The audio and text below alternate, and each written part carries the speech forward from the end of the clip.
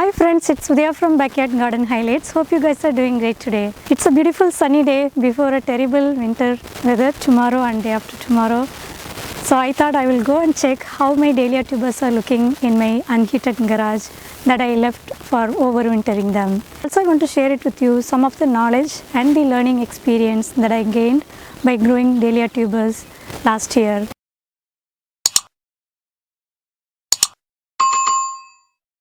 And also I'm planning to do a pre-sprouting so that I can wake them up for spring planting.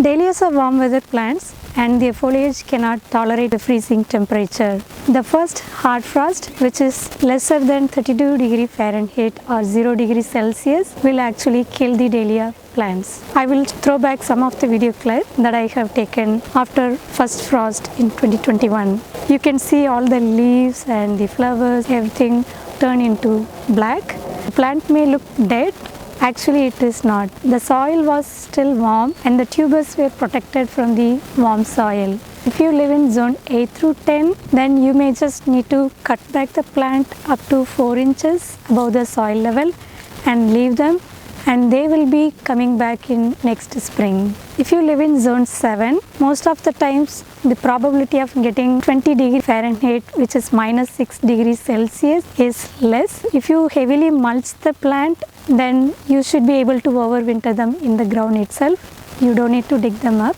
After the temperature warms up, you may just need to remove some of the mulch so that they can sprout and produce a nice plant for you. If you live in zone 6 and below, it is recommended that you pull the tubers out of the ground and store them for next season. But if you want to consider them as an annual, then you don't need to do extra work. You can leave them in the ground, they will die, and you can buy new tubers next season and plant them. I think I have grown almost 5 to 6 varieties last summer. 2021 was the first season I started growing dahlia, and it was a huge success. My neighbors and my friends, even the temple that I visit, I used to share all the flowers and everybody loved it. Especially my kids, my family, my husband, everybody enjoyed than just me. So I was so happy that dahlias are such a simple plant that a beginner can get 100% success with very easy steps. So that was very encouraging for me to grow them again this season. What I have decided is I want to try both dig and no dig dahlia tubers storage method, because as I said, I live in zone 6B, which is border between 6 and 7. With the no dig method, what I have tried is I have just followed what zone 7 people does. So I thought I will leave some of the tubers in the ground. I covered the tubers with a plastic sheet and then covered with a lot of heavy mulch, wood chips actually. Almost half a feet of mulch I have applied, and I have tried that for 2 tubers I believe. I don't know whether that method is going to be successful or I am going to get mushy tubers underneath. I will find out sometime in April or end of March. That's when I am trying to remove the mulch and see how they look, because next 4 to 6 weeks are still we will have a cold soil and freezing temperature. So I don't want to really take a chance for those if they alive, and I don't want to kill them now. So I want to wait until end of March and then see what's the next 10 days weather, and if they look pretty nice, then I may be removing the mulch and see how they look. That was my no dig method, so I'm still waiting for my results to come. I will post a video about that. The other method for zone 6B or below is dig and store the dahlia tubers. So that's what I have done.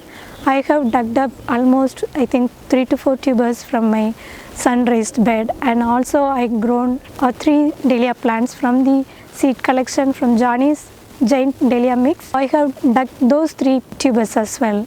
Let me share some of the steps that we need to follow for storing the dahlia tubers and what are all the mistakes that I have done, what are the learnings that I have got from my first year dahlia growing. Step number 1 is label them. So this labeling process you could do any time of the growing season itself. You don't need to wait until the cold weather or until fall or winter before you dig in. And if you didn't do the labeling during the growing season, then you could do before digging, and even if you miss labeling them before digging. As soon as you dig them, label them. But I did not follow this step. It was so cold and I didn't have my labels ready when I came out to dig them up in winter.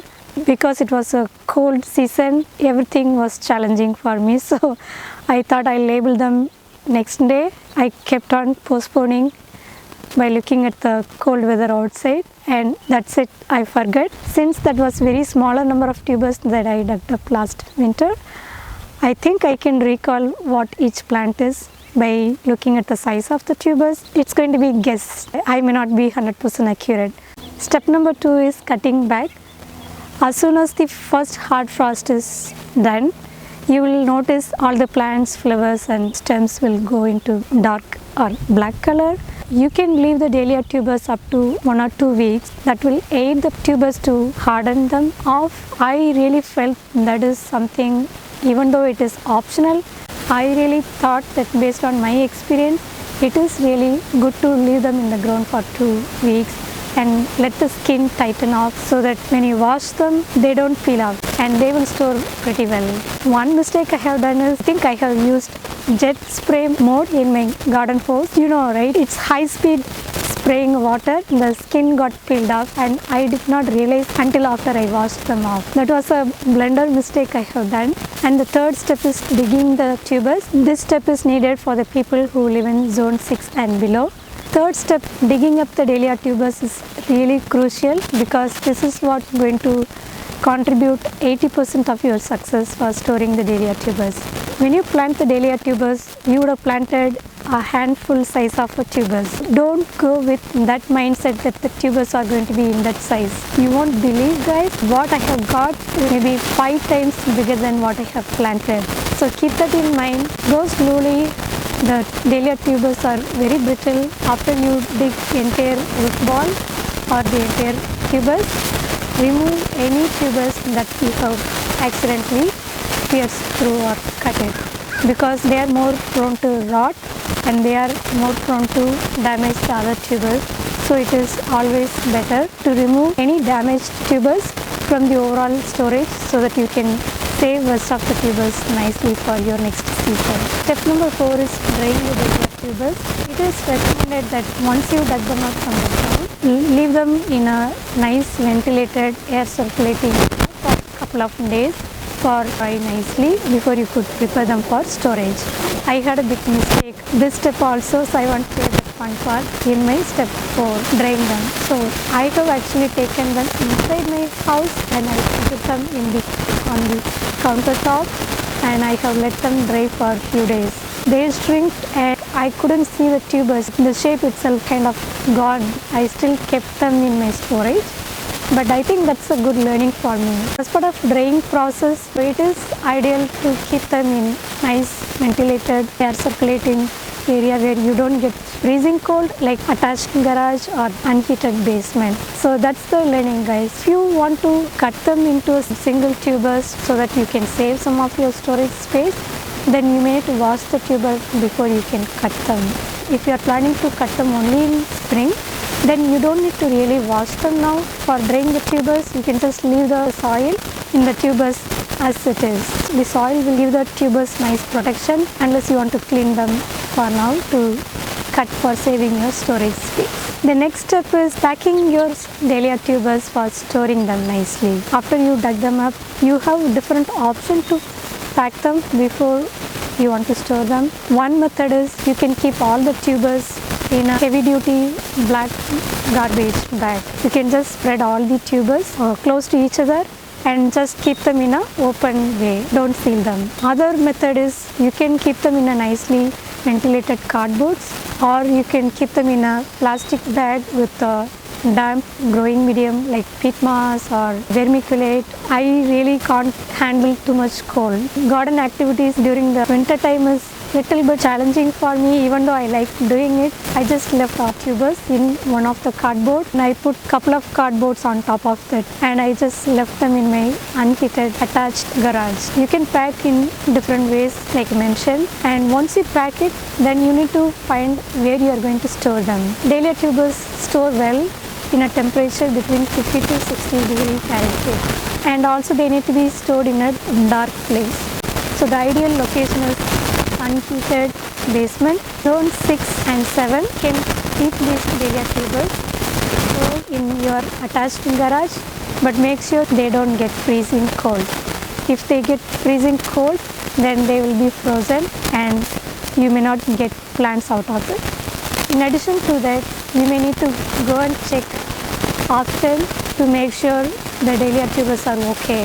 If you are keeping in the basement, go and check them maybe once in 3 weeks, just to make sure like you are not seeing any mushy or any rotten tubers. If you see them, remove them so that they don't spread to other tubers.